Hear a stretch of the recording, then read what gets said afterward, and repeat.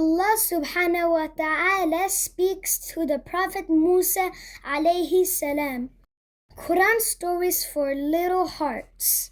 About 3,000 years ago, Egypt was ruled by a very cruel king called Pharaoh or Pharaoh. One day, a court soothsayer told Pharaoh that year a boy would be born among the tribe of the children of Israel who would destroy him and his kingdom.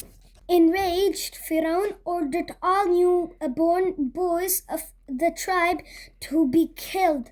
The children of Israel, already enslaved by Pharaoh, suffered the torment of seeing their newborn sons killed while only their daughters were spared. During these horrible times, a pious woman called Yukabid of the children of Israel gave birth to a beautiful boy who was named Musa or Musa alayhi salam.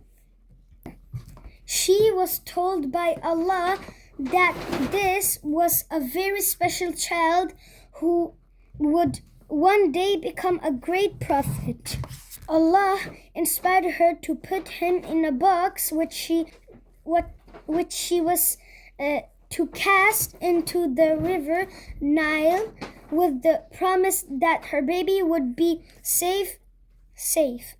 She obeyed Allah's order, and as the waves carried the box away, his sister kept a watch on it until it stopped at a bank near the royal palace. There it was picked up by a member of Pharaoh's household and brought to the queen.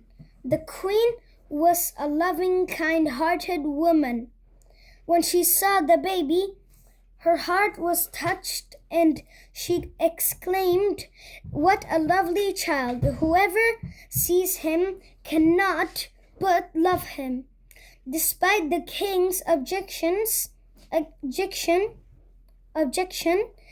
the queen decided to keep the baby in the palace and rear him as her own child.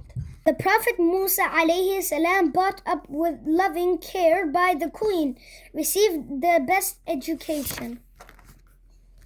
But Musa alayhi salam accidentally killed someone. Pharaoh intended to slay him. Therefore, Musa alayhi salam quietly left the city and journeyed to Madian, where he met the Prophet Shu'aib alayhi salam and married his daughter. After spending some years in the beautiful valley of Madian, Musa alayhi salam returned with his family to Egypt. They traveled slowly towards Mount Sinai, passing through awesome landscapes of desert and rock.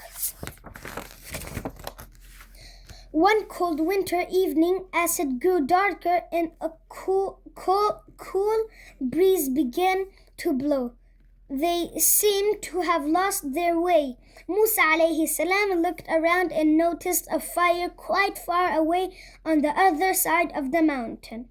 He said, "Wait, here. Look, I can see a fire in the distance. Perhaps I can find out where we are, or at least get a burning brand to warm ourselves with."